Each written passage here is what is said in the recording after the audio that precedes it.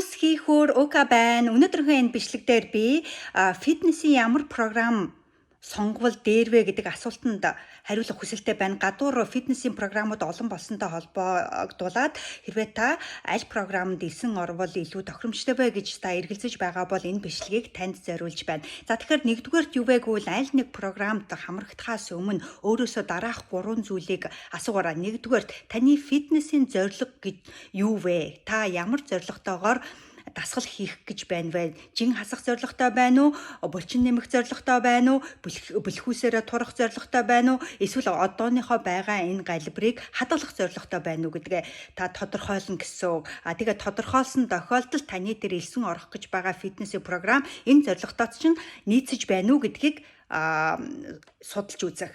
Хоёрдугаарт та фитнесийн аль төвшөнд байна вэ гэдгээ сайн тодорхойлно гэсэн үг. Та дүнгиж дасгал хийж эхэлж байгаа анхдагч төвшөнд байна уу? Эсвэл та дасгал хийж байгаа дараагийн төвшөндөө орох хүсэлтэй байна уу гэдгээ өөрөөсөө асуугаарай. Хэрвээ анхан шатных бол мэдээж зөвхөн анхан шатны тийм програмд хамрагдах юм бол танд илүү тохиромжтой болно. Хэрвээ та дасгал хийж байгаа тохиолдолд таныг дараагийн төвшөнд аваачих тийм фитнесийн програмд элсэн ороорой гэдгийг хэлэх хүсэлтэй байна. За ингээ 3 дугаарт таны цагтаа нийцэж байна уу? Таны элсэн орох гэж байгаа тэр програм таны цагтаа нийцэж байна уу? Ихэнх хүмүүсийн гаргадаг алдаа юу вэ гэвэл за болчих байх, цаг гаргах чадах байх гэд аль нэг програмд элсэн ордог. Гэтэл яг өөрийнх нь одооний энэ цагтаа нийцэж чадаагүйгаас болоод дими мөнгөө өрөөд програмда хамрагдсан ч юмгүй талаар болдог тохиолдол байдаг л да. Тийм учраас таны цагтаа нийцэх тэр програмыг